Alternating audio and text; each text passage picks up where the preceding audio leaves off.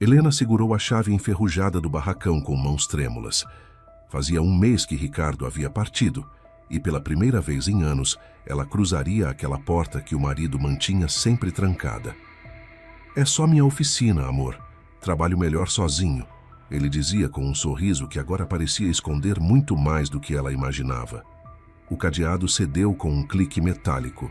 A luz fraca da tarde revelou ferramentas, couro, máquinas de costura. Tudo normal. Até que Helena abriu o velho armário no canto e encontrou algo escondido no bolso interno de uma jaqueta rasgada. Algo que revelaria uma verdade devastadora sobre os últimos 17 anos de seu casamento. Suas pernas quase falharam quando compreendeu o que estava diante de seus olhos. "Olá. Antes de começarmos essa história que vai mexer com suas emoções do início ao fim, faça uma coisa para mim. Verifique se você já está inscrito no canal. Se ainda não está, aperta aquele botão de inscrição e ativa o sininho para não perder nenhuma história nova. E conta aqui nos comentários. De qual cidade e país você está nos ouvindo? Adoro saber que nossas histórias alcançam pessoas de todos os lugares. Essa é uma narrativa sobre segredos, amor, traição e descobertas que mudam tudo. Prepare-se, porque você vai querer ouvir até o final. Vamos lá. Pingos raros de chuva caíam sobre o guarda-chuva preto bem esticado que Helena segurava. Era fim de setembro, e o tempo parecia conspirar contra seu humor, trazendo aquela umidade característica que deixava tudo cinzento e pesado. O cemitério municipal cheirava a terra molhada e flores murchas. Helena ajeitou a gola do casaco, sentindo um arrepio percorrer sua espinha. Um urubu pousou na cerca próxima, observando a visitante solitária com seus olhos pequenos e escuros. A ave permanecia imóvel, como se guardasse segredos antigos daquele lugar. Helena estremeceu e desviou o olhar. O tempo estava típico para aquela época do ano. Chuva fina, lama e uma umidade que parecia penetrar nos ossos. Fazia exatamente um mês desde que recebera a notícia da perda de Ricardo. Próximo ao túmulo, arbustos de pequeníssimas flores silvestres cresciam, trazendo um ponto de cor naquela paisagem cinzenta. Helena suspirou profundamente e uma nuvem de vapor escapou de sua boca, dissolvendo-se no ar úmido segundos depois. Da cruz à sua frente, Ricardo a contemplava através de uma fotografia. Na imagem, ele sorria levemente, com aquele brilho nos olhos castanhos que sempre a fazia sentir-se especial. Helena lembrou-se do dia em que aquela foto fora tirada. Ricardo voltara de uma caçada bem-sucedida no Pantanal, trazendo várias aves e contando histórias animadas sobre a aventura. Ela preparara um jantar especial e convocara parentes para celebrar. Como tudo parecia perfeito naquele tempo. Agora, sozinha e devastada, Helena não conseguiu conter as lágrimas que escorriam por baixo das luvas quando as levou ao rosto. Curvou-se sobre o túmulo e depositou 10 cravos amarelos amarrados com fita preta sobre as folhas que cobriam a terra úmida. Amarelo era a cor favorita de Ricardo. O urubu soltou um ronco áspero às suas costas, fazendo-a estremecer. Quando se virou, a ave abriu as asas, emitiu mais alguns sons estranhos e voou para longe, deixando cair uma pena escura que pousou suavemente sobre a lápide. Era hora de voltar para casa, onde tudo permanecia silencioso e estranhamente vazio, apesar de todos os objetos continuarem em seus lugares. Helena ajeitou o lenço no pescoço, abriu o guarda-chuva e caminhou lentamente em direção à saída do cemitério. Ela e Ricardo haviam vivido juntos por exatos 30 anos. 30 anos que agora pareciam uma eternidade e, ao mesmo tempo, tão pouco. O carro estava estacionado perto do portão principal. Helena entrou, fechou o guarda-chuva molhado e ficou parada por alguns minutos, observando as gotas de água deslizarem pelo para-brisa. O limpador descansava na base, e aquelas correntes de água pareciam lágrimas do próprio céu. Um pensamento repentino atravessou sua mente. Quanto mais rápido arrumasse as coisas no barracão de Ricardo, menos choraria. Mas ela sabia que seria inevitável. As ondas de recordações viriam, a saudade apertaria o peito, as lágrimas rolariam. Era só uma questão de tempo. Helena tamborilou os dedos no volante, pensativa. Talvez devesse pedir ajuda ao filho Gabriel. Assim, o processo seria mais rápido e ele não a deixaria afundar em tristeza. Decidida, pegou o celular e discou o número do filho. Gabriel não atendeu imediatamente, mas quando o fez, sua voz soou distante e cansada. Ele estava em viagem de trabalho e só retornaria em 4 dias. Helena suspirou resignada. Está bem, filho. Vou começar sozinha hoje e depois terminamos juntos. Despediu-se e desligou. Por um segundo, pensou em pedir ajuda à nora Juliana, mas descartou a ideia rapidamente. Embora fosse a esposa de Gabriel, não eram próximas o suficiente para compartilhar aquele momento de dor. Apesar de ter corrido rapidamente do carro até a porta de casa, Helena ainda se molhou. A chuva, que começara suave, agora caía com mais intensidade, criando pequenas poças no jardim da frente. Na mesa da cozinha, uma fotografia de Ricardo em moldura preta de luto a recebeu. "Olá, querido", sussurrou Helena, como vinha fazendo desde o funeral. Enquanto fazia café, frequentemente conversava com a foto, contando sobre seu dia, reclamando de pequenas coisas. Ricardo, na fotografia, sempre sorria levemente e a olhava com aqueles penetrantes olhos castanhos que, mesmo aos 55 anos, continuavam brilhantes como antigamente.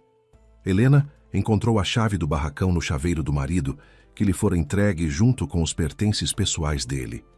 Respirou fundo, preparando-se mentalmente, e foi para o quintal. A chuva não dava sinais de diminuir. Gotas geladas escorreram pelo pescoço de Helena, infiltrando-se por baixo da gola larga do seu suéter de casa. Ela estremeceu e enxugou a água da pele na linha dos cabelos. Inicialmente, pensara em levar produtos de limpeza, mas decidiu primeiro organizar as coisas e depois fazer a faxina. A porta do barracão abriu com um clique suave, revelando o interior penumbroso. Helena apertou o interruptor e várias lâmpadas no teto piscaram, iluminando o espaço. Algumas grandes e longas pendiam sobre a bancada de trabalho de Ricardo, enquanto outras menores, dispostas como uma guirlanda, decoravam as vigas do telhado. No canto oposto, havia um grande armário aberto, prateleiras, um sofá velho e afundado e uma mesinha lateral. O barracão cheirava a couro, metal, óleo e aos resíduos da presença calorosa do falecido dono. As gotas tamborilavam no telhado de zinco, gradualmente introduzindo o cheiro de umidade naquele ambiente fechado havia quase um mês. Embora o barracão fosse bem construído, o tempo inevitavelmente cobrava seu preço. Helena caminhou devagar, tocando as ferramentas do marido com os dedos. Uma régua, furadores, sovelas, martelo, tesouras. Nunca estavam em perfeita ordem. A oficina sempre mantinha uma leve bagunça característica de Ricardo. Ele não gostava de perfeição excessiva, dizia que a criatividade florescia no caos organizado. Agora os objetos estavam cobertos por uma fina camada de poeira, como se também estivessem de luto pelo dono. Helena sentou-se suavemente no sofá, que rangeu em resposta. Houve momentos em que ela e Ricardo ficaram sentados ali até meia-noite, olhando fotografias antigas ou simplesmente conversando sobre a vida. Sem se permitir mergulhar completamente nas lembranças, Helena se recompôs e olhou ao redor. Havia muito trabalho pela frente. Decidiu começar pelo armário, onde Ricardo guardava tudo que não queria jogar fora, mas que também levantava questionamentos sobre sua real utilidade. Roupas de trabalho velhas, ferramentas quebradas, retalhos de couro, algumas caixas, garrafas com produtos químicos para tratamento de couro, sapatos gastos, uma mochila furada. "Não imaginava que você fosse tão acumulador, Ricardo", murmurou Helena carinhosamente ao abrir as portas. Encontrou um pacote de sacos de lixo grandes, preparou um deles e o colocou no chão ao lado do armário. Aos poucos, o trabalho começou a fluir. Helena reprimia diligentemente qualquer emoção para não cair em lágrimas e não ficar presa em cada lembrança, embora cada objeto provocasse uma reação em sua alma. Cada peça no armário exigia esforço moral para ser jogada no saco de lixo ou separada para doação. O sofá ia acumulando uma pilha de coisas que ainda tinham chance de ganhar uma nova vida. Helena pegou um monte de roupas do compartimento vertical estreito para cabides, onde Ricardo guardava jaquetas e equipamentos de caça. As peças cheiravam a fumaça, óleo e ao perfume favorito do marido. Sentada no sofá, Helena começou a separar o conteúdo dos cabides metodicamente. Ok, isso fica aqui. Isso vai para a doação. Isso vai para o lixo, murmurava para si mesma. Estendeu a mão para outro cabide, onde pendia uma jaqueta de couro antiga com gola de pele desgastada. A pele caíra em alguns lugares e fora comida por traças em outros. O couro dos cotovelos e ombros estava esticado e rasgado. Helena lembrou que Ricardo usava aquela jaqueta logo no início de suas vidas juntos, quando eram jovens e cheios de sonhos. Surpresa por o marido não ter descartado a peça, acariciou os restos da pele em despedida e começou a dobrá-la para que coubesse no saco de lixo. Foi então que percebeu algo grosso e pesado no bolso interno, que nem sequer permitia dobrar a jaqueta ao meio. Intrigada, Helena endireitou a jaqueta e apalpou o bolso. Com os dedos, puxou um livro grosso do tamanho de um álbum de fotos padrão. Que diabos é isso? Murmurou, examinando o objeto nas mãos. O barracão respondeu apenas com o crepitar da lâmpada e o som da chuva batendo no telhado lá fora. Helena sacudiu o livro ligeiramente, procurando por identificação. Não havia marcas externas, mas era óbvio que se tratava de algo produzido pelo próprio Ricardo. Marcas de trabalho em couro eram visíveis na lombada. As páginas de diferentes espessuras apresentavam pequenas saliências nas bordas e estavam manchadas com alguma substância oleosa em uma das extremidades. Obedecendo à curiosidade, Helena abriu o volume e viu nas páginas os pequenos cachos dolorosamente familiares em algumas letras. As mãos de Helena tremeram enquanto seus olhos percorriam as páginas densamente preenchidas com datas. Poucos instantes depois, compreendeu que havia encontrado o diário pessoal de Ricardo. Fechou-o com desgosto, envergonhada pela própria consciência. Afinal, ler as anotações pessoais de outras pessoas é constrangedor, mesmo que a pessoa já tenha partido. Mas a curiosidade começou a falar mais alto. Helena apertou o diário contra o peito e sentou-se no sofá bem no meio da pilha de coisas já separadas. O desejo de literalmente ver o mundo pelos olhos de Ricardo, que ainda estava vivo em suas memórias, e os princípios morais começaram a guerrear dentro dela. A mulher, de repente, se lembrou de que nunca sequer ouvira o marido mencionar que mantinha tais registros.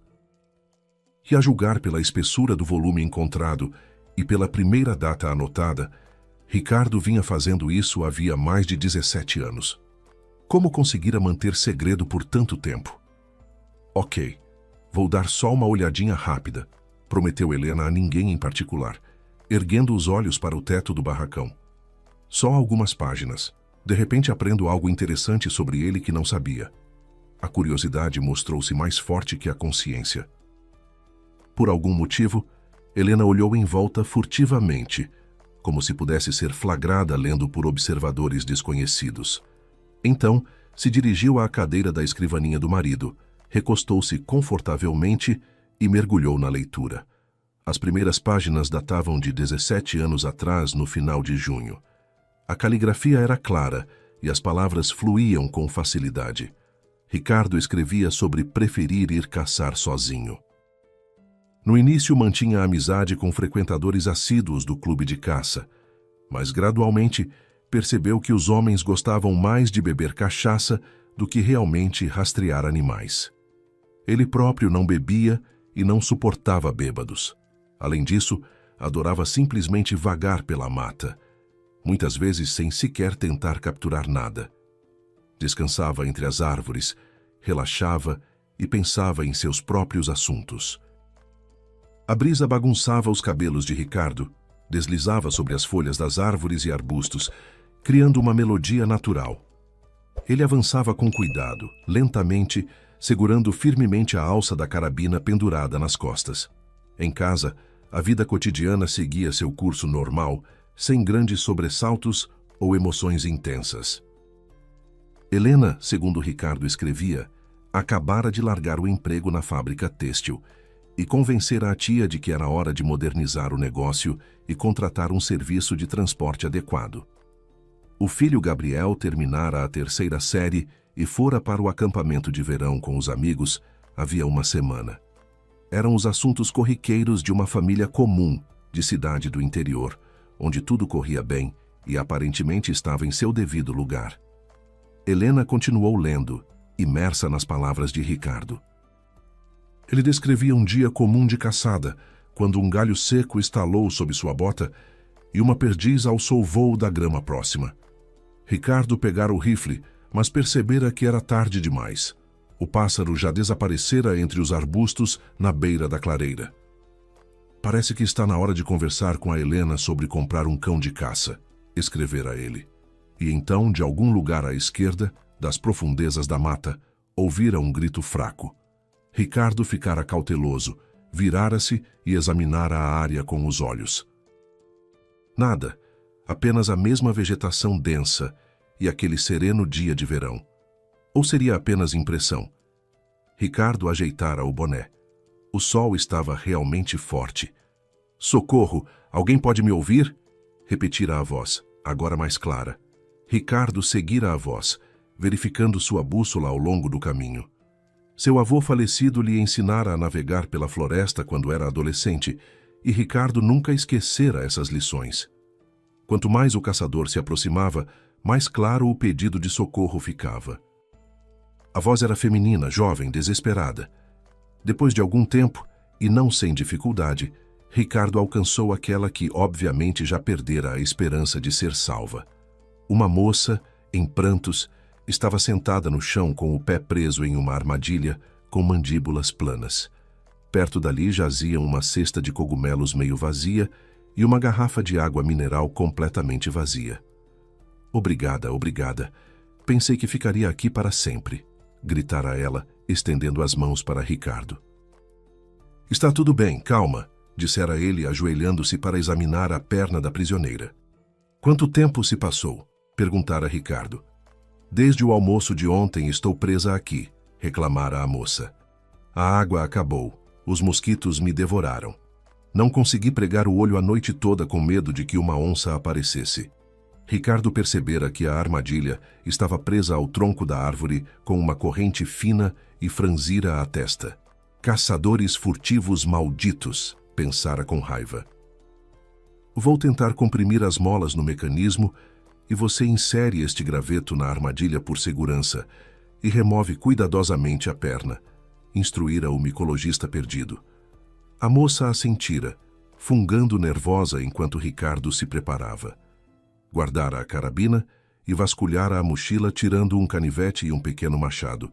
Usando as ferramentas, conseguira, não sem dificuldade e não na primeira tentativa, afrouxar o aperto da armadilha. "Deixe-me ver", dissera quando ela começara a tirar a bota e enrolar a barra da calça.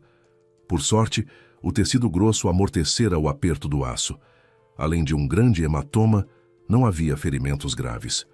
"Você consegue mover e se apoiar nele?", perguntara Ricardo. "Sim, mas é desagradável pisar. É como se meu pé estivesse dormente ou tivesse tido uma cãibra", respondera ela. "É normal. Sua perna ficou na mesma posição por quase um dia inteiro. Vai passar logo." "O importante é que você se livrou disso. Mas ainda é melhor ir ao hospital", sugerira Ricardo. "Deixe-me levá-la até a cidade." A moça bebera avidamente de sua garrafa térmica com chá gelado, atormentada pela sede que a afligira por horas. "Sou da Vila Jequitibá. Vim visitar minha avó. Ela está envelhecendo, então estou ajudando com a colheita de cogumelos e frutas silvestres. E ontem me perdi", dissera ela, parecendo um pouco envergonhada. "Meu nome é Natália, aliás." Ricardo apresentara-se em resposta. "Jequitibá, ótimo. Tenho um posto de guarda a alguns quilômetros daqui. Vamos a pé até lá e eu te dou uma carona de carro." Helena sentia o coração acelerar enquanto lia. Aquele encontro parecia inocente, mas algo em seu íntimo já começava a sinalizar perigo. Ricardo descrevia como carregar a armadilha na mochila, mesmo desconfortável, para que ninguém mais se machucasse. Ele desprezava aqueles que caçavam sem ética, apenas em busca de lucro fácil e para inflar o próprio ego, contrariando a antiga sabedoria da caça que seu avô lhe ensinara. Não leve mais do que sua família poderia comer em um jantar. Era o lema que Ricardo respeitava. A floresta punia os gananciosos, cultivando um senso de medida em cada um com seus próprios métodos severos. No caminho de volta, Ricardo e Natália conversaram profundamente. Ela contara que tinha 28 anos, morava em uma cidade vizinha, desenhava, coletava folclore e dava palestras educativas para crianças na biblioteca. Trabalhava também como crítica de arte no jornal local. No verão, gostava de visitar a avó no interior, para dar uma pausa na correria do dia a dia e se recarregar com o poder da natureza. Ricardo compartilhara um pouco sobre o que fazia. Tento vir uma vez por semana, nem sempre caçando, mas na maior parte do tempo relaxando. Sabe, paz e sossego. À noite acendo uma fogueira e fico observando o pôr do sol. A cidade é tão agitada, não há um momento de paz, mas aqui é como se tudo estivesse em pausa, concordara Natália, compreendendo perfeitamente. Naquele momento, ambos sentiram o que se chama de afinidade espiritual. Foi como reencontrar amigos de infância depois de muitos anos de separação. Uma conexão inexplicável que transcendia o racional e tocava algo mais profundo na alma de ambos. Estamos quase lá, indicara Ricardo quando a guarita aparecera por trás das árvores. Pararam para recuperar o fôlego, lavaram o rosto e as mãos na torneira perto da entrada. Então Ricardo removera uma pequena pilha de equipamentos do banco traseiro do carro e ajudara Natália a se acomodar. Talvez devêssemos ir ao hospital, afinal? Sugerira, ligando o motor e olhando pelo retrovisor. Não, não, dissera Natália com firmeza, balançando a cabeça. Já estraguei sua caçada. Não quero causar mais transtornos. Vou descansar em casa, fazer uma compressa de ervas segundo a receita da vovó, e amanhã verei como está. Ricardo não insistira, respeitando a decisão dela. Dirigiram por uma estrada de terra sinuosa na mata até a vila, que antes fora grande, mas agora contava com apenas 10 casas habitadas. Natália apontara para uma casa de madeira pintada de verde, com um catavento em forma de beija-flor no telhado. Muito obrigada novamente, Ricardo, dissera quando ele a ajudara a sair do carro. Não foi nada, qualquer pessoa sensata faria o mesmo, respondera ele, sorrindo calorosamente. Mesmo assim, retribuíra Natália o sorriso. Adeus, talvez nos encontremos aqui novamente. Talvez, repetira Ricardo. Boa sorte. Tome cuidado e não vá tão longe na floresta de novo. Não posso estar sempre por perto. Natália o abraçara desajeitadamente, agradecida e mancando fora até o portão. Ricardo entrara no banco do motorista, sentindo uma espécie de tristeza absurda e gentil. Virara a cabeça para olhar novamente Natália. Ela, como se pressentisse, também se virara e acenara para ele em despedida. Helena fechou os olhos por um momento, sentindo uma pontada no peito. Aquela descrição era tão vívida, tão carregada de emoção, que era impossível não perceber o impacto daquele encontro em Ricardo. Ela continuou lendo, com o coração cada vez mais apertado, pressentindo que aquilo era apenas o começo de algo muito maior e mais doloroso do que poderia imaginar naquele momento silencioso dentro do barracão. A chuva continuava caindo lá fora, cada vez mais forte, como se o céu também estivesse revelando seus segredos guardados por tanto tempo. Helena apertou o diário contra o peito, respirou fundo e preparou-se mentalmente para continuar descobrindo a verdade sobre o homem com quem vivera por 30 anos. Uma verdade que começava a desmoronar todas as suas certezas sobre o casamento que sempre acreditara ser sólido e verdadeiro. Após conhecer Natália, lia Helena com voz trêmula, sentiu uma elevação espiritual e um vazio incompreensível. Pensei muito se deveria contar à família o que havia acontecido e, no fim, confiei na voz da intuição. Permaneci em silêncio. Embora Helena sempre perguntasse sobre como o fim de semana e a caçada tinham sido, convenci-me de que não estava mentindo, apenas não contando tudo. Não há nada de errado nisso. Um mês se passara assim, sentado em casa, na oficina ou vagando pela mata. Ricardo pensava em como reencontrar Natália. Passara de carro em frente à casa da avó dela algumas vezes, chegando até a parar em algumas ocasiões, mas não vira a moça. Telefone fixo era impensável na vila, e celulares eram artigos de luxo que apenas os cidadãos mais ricos podiam comprar na época. Helena é muito assertiva. Tudo está sempre em seu devido lugar, séria demais, escrevera Ricardo. Ela planeja tudo para o próximo ano. É um bom ser humano, e minha esposa é uma verdadeira companheira. Mas parece que sempre falta uma pitada de liberdade, ou inspiração, ou outra coisa para a qual não consigo nem encontrar um nome adequado. Helena sentiu as lágrimas escorrerem pelo rosto ao ler aquelas palavras. No primeiro fim de semana de agosto daquele ano, Ricardo, cansado após uma árdua semana de trabalho, preparava-se para voltar ao posto de guarda quando avistara um carro verde velho parado na bifurcação da estrada. "Precisa de ajuda?" perguntara ao se aproximar. E então, uma cabeça surgira por trás do veículo. Natália tinha manchas de graxa nas bochechas e o cumprimentara alegremente, surpresa e feliz. "Você está mesmo confessando de novo que me salvar é o seu hobby?" Rira Natália. Era um pneu furado. Meia hora depois, Ricardo conseguira trocar a roda. "Obrigada. E mais uma vez estou em dívida com você", dissera Natália. Não. Eu ainda quero te retribuir de alguma forma por tantas boas ações." Estava indo para a exposição.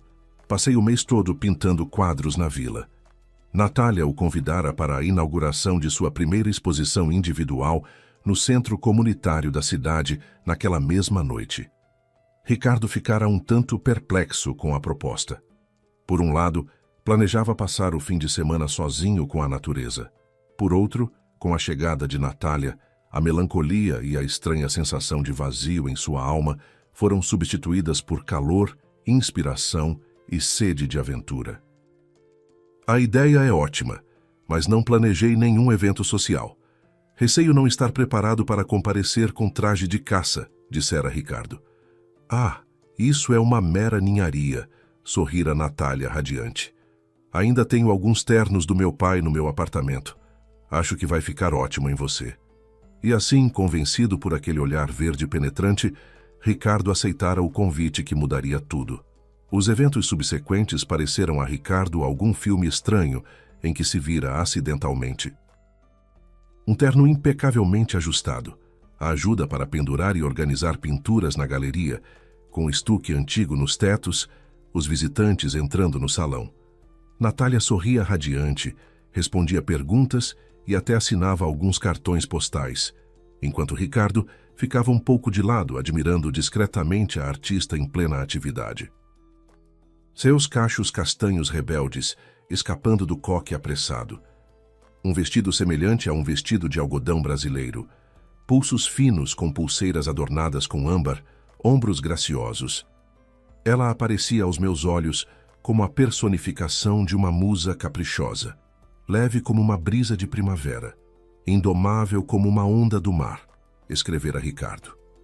Quando as pessoas se dispersaram um pouco na galeria, ela me conduziu por todas as suas pinturas.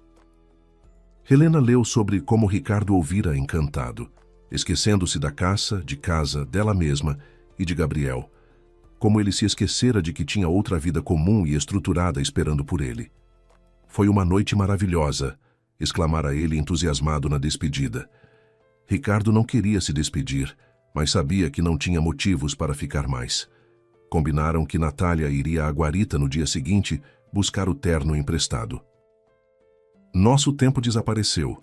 Afoguei-me naquela piscina verde sem fundo, perdido entre os cachos de cabelos indomáveis, lia Helena com a voz embargada.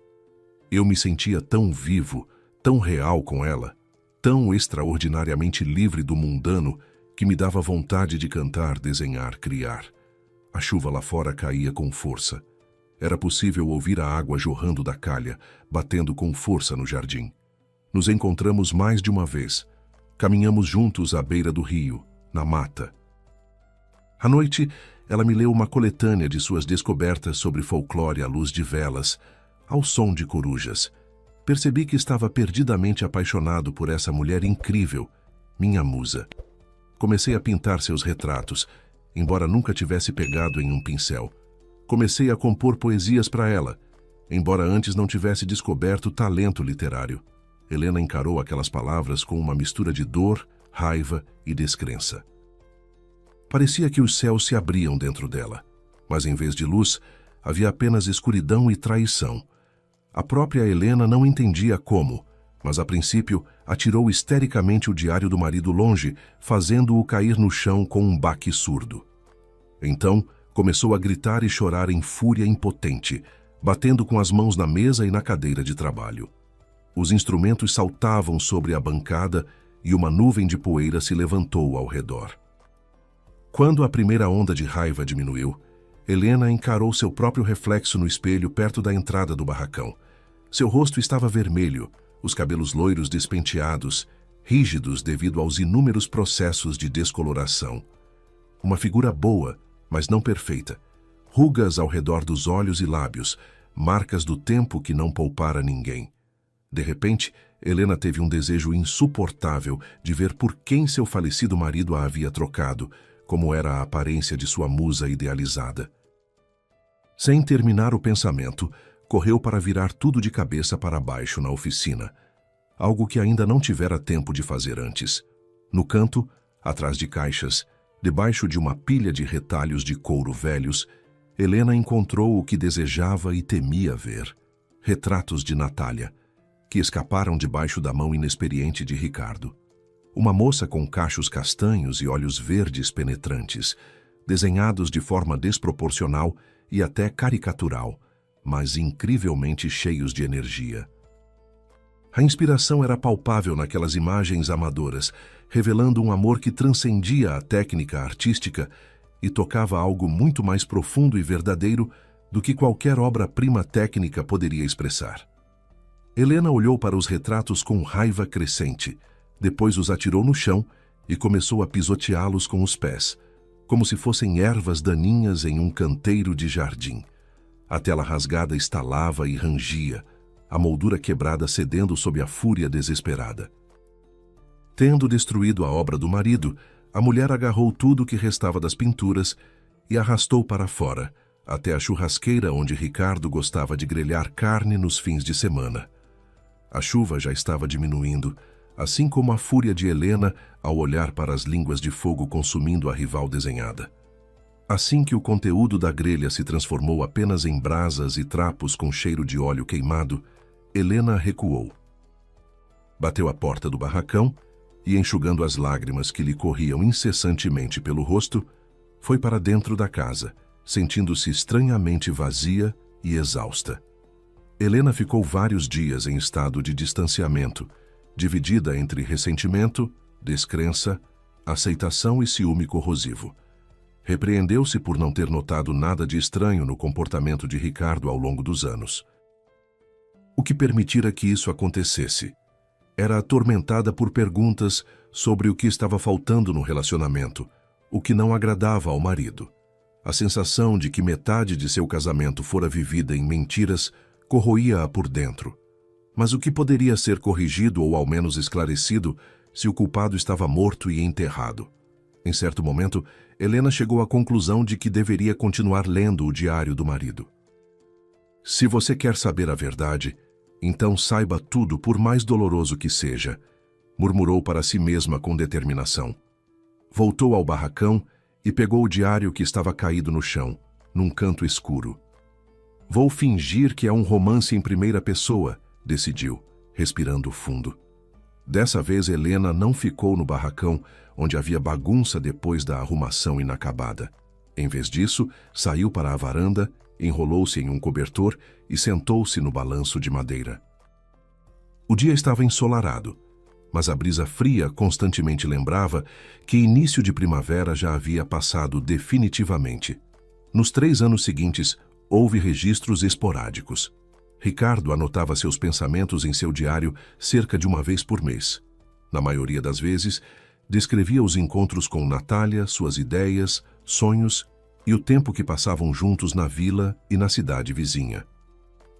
Cada entrada era carregada de uma emoção intensa, de uma paixão que Helena nunca vira direcionada a ela com aquela intensidade avassaladora.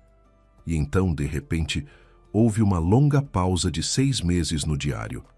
Helena verificou cuidadosamente se páginas haviam sido arrancadas, mas não encontrou nada suspeito. A próxima entrada datava de dezembro, 14 anos atrás, e mudaria tudo o que Helena pensava saber sobre os últimos anos de vida do marido. As palavras na página seguinte fariam o mundo dela desmoronar completamente, de uma forma que ela jamais imaginara ser possível. 14 anos atrás, em dezembro, Ricardo estava sentado na oficina, apressado para concluir uma encomenda cara de uma bolsa de couro com forro de pele até as festas de Ano Novo.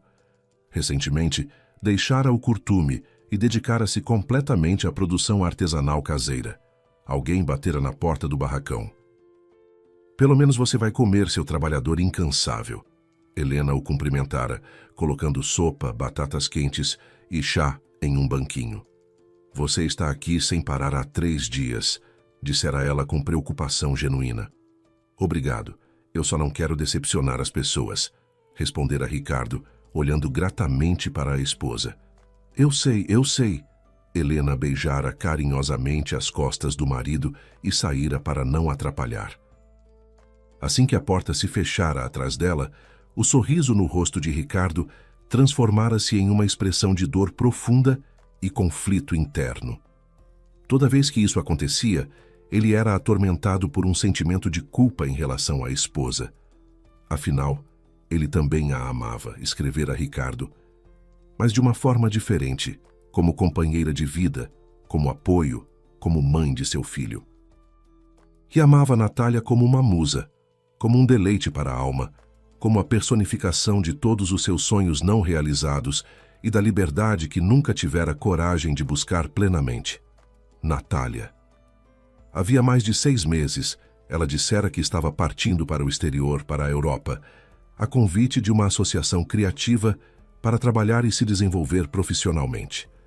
Combinara com uma cuidadora para a avó, e depois disso, o contato tornara-se cada vez menos frequente. Ricardo ligava e escrevia, mas em vão. Com o tempo, conformara-se com o fato de que nunca mais veria sua musa, guardando aquele amor secreto como uma ferida que nunca cicatrizaria. Mas então, naquela tarde fria de dezembro, o celular de Ricardo apitara com uma mensagem de texto. "Olá, sou eu, Natália. Podemos nos encontrar?" Ricardo engolira em seco e, quase gritando de alegria contida, digitara: "Guarita, amanhã." Recebera uma resposta afirmativa em menos de 1 minuto.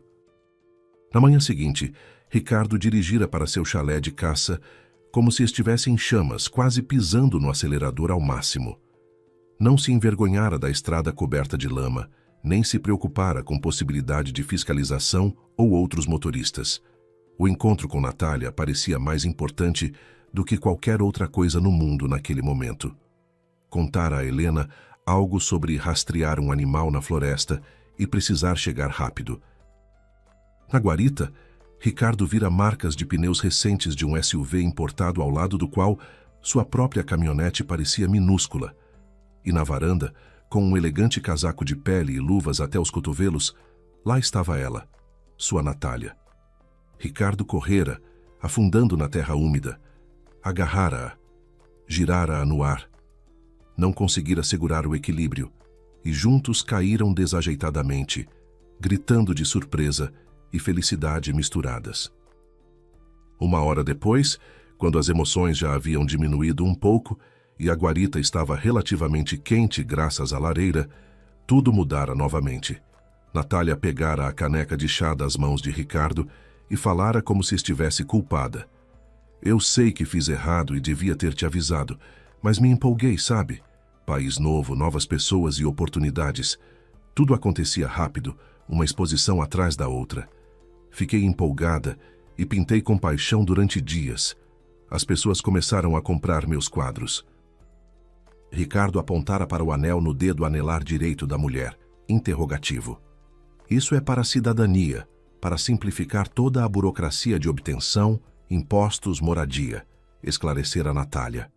Ou seja, não é bem um casamento de verdade, concluíra Ricardo, sentindo como se vidro tivesse se estilhaçado dentro dele.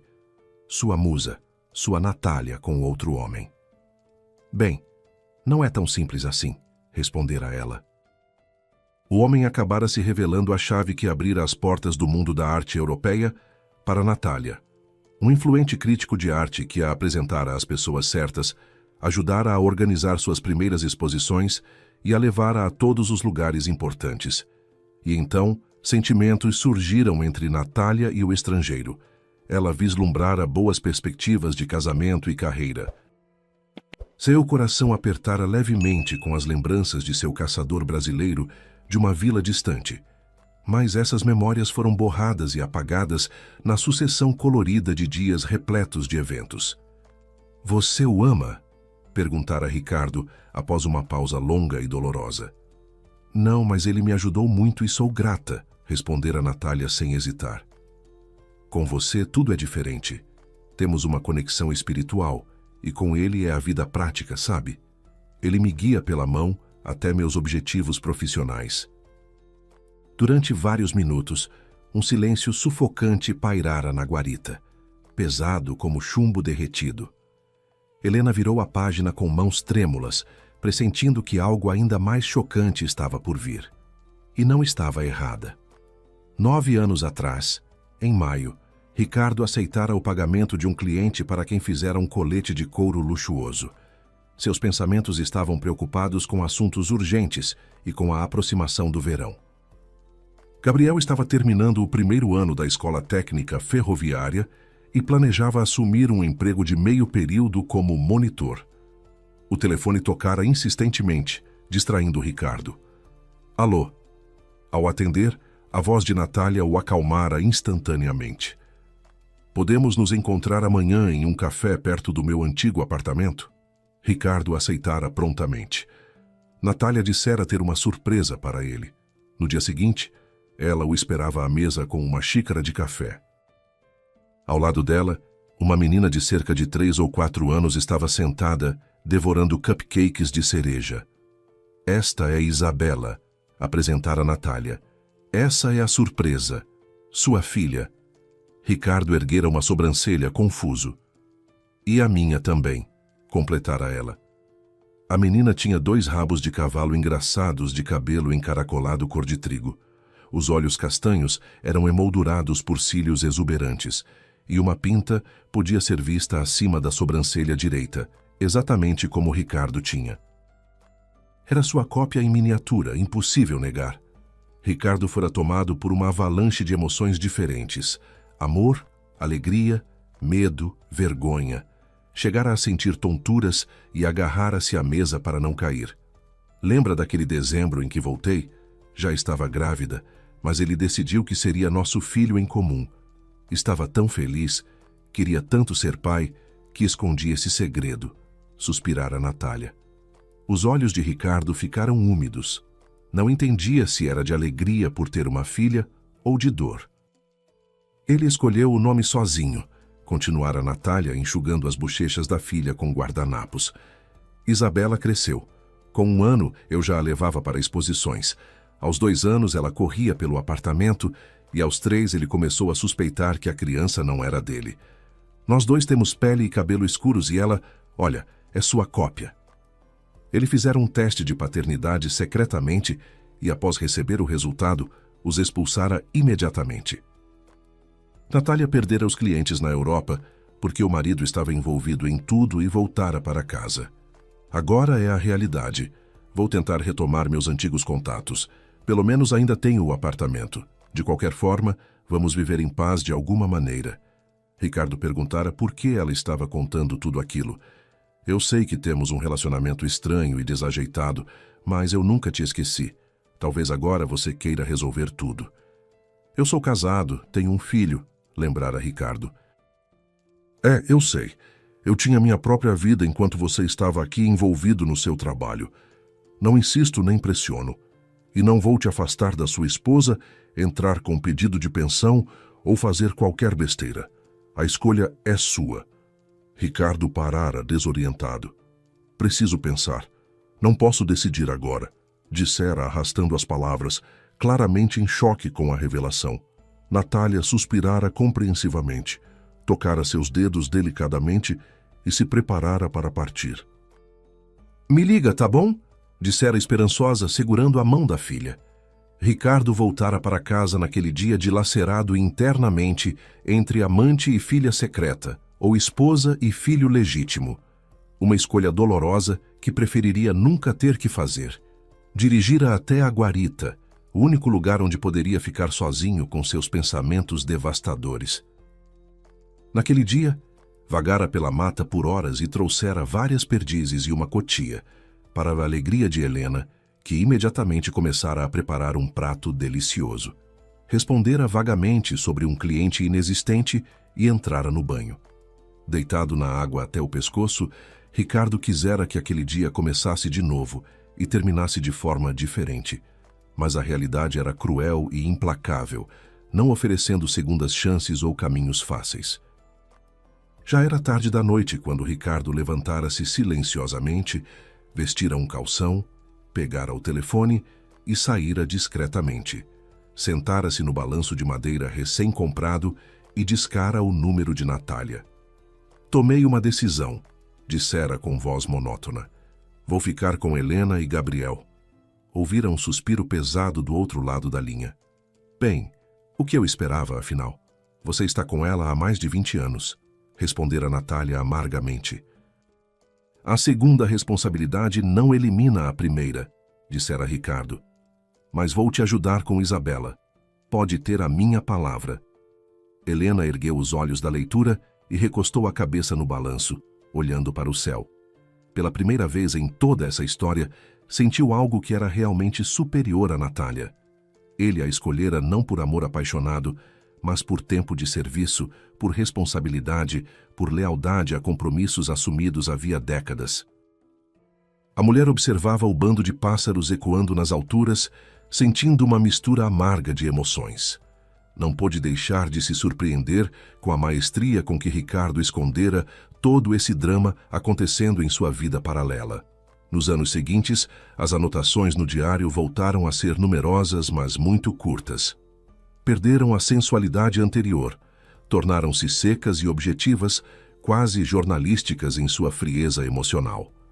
Ricardo e Natália raramente se viam. Ela guardava rancor por ter sido deixada em segundo plano. Ele era atormentado em silêncio, por continuar fazendo escolhas que feriam a todos envolvidos. Isabela crescia. Ocasionalmente, Ricardo ajudava ela e Natália com dinheiro, sempre discretamente.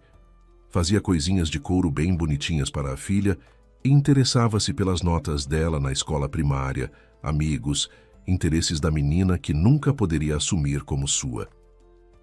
Natália conseguira emprego em uma loja de antiguidades e ainda ocasionalmente pintava sob encomenda. Viviam com dificuldade, como muitas famílias monoparentais no Brasil. Não restara nada da antiga vida luxuosa de Natália, exceto por alguns anéis de ouro, um casaco de pele e certificados de premiação em inglês. Ricardo escrevia sobre sentir falta daquela musa dos primeiros anos de comunicação, ainda não estragada pela sofisticação europeia, casamento estrangeiro e busca por glória. Helena folheou rapidamente várias entradas repetitivas, até chegar à última folha de papel. Havia uma anotação feita no dia anterior à morte de Ricardo. Sugeri que passássemos o dia como naquele primeiro verão. Só nós dois, a mata, o silêncio, o sol, a fogueira à noite. Quero ao menos ter a ilusão de como era há 17 anos. Minha alma doente precisa muito disso. Nos encontraremos amanhã. Isabela está no acampamento infantil perto daqui. Só na última semana antes do início das aulas. Esta é nossa chance, minha chance, terminava a última entrada de Ricardo. Helena leu essas linhas várias vezes até que tudo ficou cristalino para ela. Foi como se uma visão surgisse diante de seus olhos. Ricardo e Natália depararam-se com um javali enfurecido na mata. Em pânico, tentaram escapar. Natália conseguira subir em uma árvore, mas Ricardo não chegara a tempo. Foi Natália quem arrastara o homem ferido até a guarita. Foi ela quem chamara a ambulância, não tendo encontrado as chaves do carro dele. Estivera com ele em todos os últimos momentos, enquanto o infeliz não fechara os olhos para sempre. Mas depois ficara com medo e fugira, deixando o corpo na varanda da casa. Os paramédicos que chegaram 1 hora depois, vendo uma cena assustadora e suspeita, chamaram a polícia para a investigação. Você a amou apesar da dor e ela te abandonou no final, sussurrou Helena, apertando o diário contra o peito e caindo em prantos. Piedade, indignação, ciúme, ressentimento, tudo se misturou em sua alma, formando uma mistura explosiva que agora escorria pelas bochechas em lágrimas quentes e amargas. Helena ficou sentada no balanço, enrolada no cobertor até o anoitecer, até que escureceu e fez muito frio na varanda silenciosa. Permaneceu em silêncio distante, olhando para o horizonte, e então começou a reler o diário do marido desde o início, desta vez com uma perspectiva diferente. A loja ligou, o vizinho ligou, os parentes ligaram preocupados, mas a mulher não queria falar com ninguém. Não tinha tempo para explicações vazias ou conforto superficial. Era impossível assimilar em um dia o engano que vivera durante 17 anos, a traição que durara quase metade de seu casamento. Somente à 1 da manhã, Helena percebeu que não havia motivo para se ofender ou sentir indignação em relação ao falecido marido. Isso não mudaria nada, porque ele fora refém de suas próprias ilusões e escolhas equivocadas. Ela só se afundaria em uma melancolia e raiva tão profundas que acabaria enlouquecendo lentamente. E não era bom guardar rancor contra os que já partiram, contra aqueles que não podiam mais se defender ou explicar. Com esse pensamento, Helena finalmente adormeceu no balanço, exausta emocionalmente, mas estranhamente em paz. Gabriel chegou dias depois e encontrou a mãe arrastando caixas e pacotes para fora do barracão. "O que você está fazendo aqui?" perguntou após cumprimentá-la. "Quero arrumar tudo e vender", respondeu Helena simplesmente. "Não vejo sentido em prolongar isso, senão vai ficar só juntando poeira. As coisas podem ser úteis para alguém." Gabriel ficou um pouco ofendido com o cálculo frio com que a mãe falava sobre a propriedade do pai. Mas, ao mesmo tempo, entendeu que, do ponto de vista prático, ela tinha razão. Ajudou-a com o trabalho pesado. Depois de 1 hora de trabalho ativo, Gabriel perguntou de repente: "Mãe, você conhecia algum colega ou conhecido do papai que tivesse uma filha?" Helena aguçou os ouvidos, mas não demonstrou surpresa externamente. Não me lembro de nada parecido." "Por que você pergunta?" respondeu calmamente. Gabriel explicou que passara pelo cemitério pela manhã a caminho de visitá-la. Aproximara-se do túmulo do pai e ali ao lado estava uma mulher morena, baixa, provavelmente com uns 45 anos. Enxugava lágrimas com um lenço. Colocara um buquê de rosas perto da cruz e dissera: "Perdoe-me", segurando a mão de uma menina estudante. "Interessante", disse Helena, entendendo perfeitamente de quem se tratava. Gabriel continuou. Cumprimentara e questionara sobre a relação com o falecido. Ela hesitara a princípio, como se não quisesse ser encontrada ali. Depois respondera que eram conhecidos, supostamente amigos. Ele quisera perguntar mais, mas a senhora se despedira rapidamente e saíra apressada com a menina. "É estranho, mas talvez algum parente distante", disse Helena, dando de ombros. "Mãe, tem mais alguma coisa. Preciso do seu conselho", continuou Gabriel hesitante. Nos últimos meses, antes mesmo da morte do pai, vinha tendo desentendimentos com Juliana. E recentemente uma nova colega de trabalho, Olésia, juntara-se à equipe. Alegre, inteligente, cheia de energia. E eu me sinto atraído por ela. Não quero trair a Juliana, mas essa moça é diferente. Sempre que a vejo, me sinto bem imediatamente. Helena levantou-se e colocou a mão no ombro do filho, olhando-o nos olhos com seriedade. "Gabriel, é mais fácil ceder ao desejo e esquecer as consequências. Essa é uma escolha de covarde, e você não é assim. Você não se sentiria atraído por nada se tudo estivesse bem em casa. Converse com sua esposa e descubra a origem dos mal-entendidos. Decidam juntos o que fazer. A vida familiar costuma ser difícil, mas fugir dos problemas é repugnante. Você será atormentado pela culpa depois. Não conseguirá mais viver em paz e honestidade. E se o problema não for resolvido, termine primeiro uma coisa e só depois comece outra. Não siga os passos do seu pai, disse Helena com uma intensidade que surpreendeu Gabriel. Ele não entendeu completamente o que a mãe quis dizer com aquela última frase, mas sentiu a profundidade da sabedoria naquelas palavras nascidas de experiência dolorosa. Naquela noite, Gabriel partiu para encontrar Juliana, determinado a consertar o casamento, após comprar um buquê de flores em uma floricultura próxima.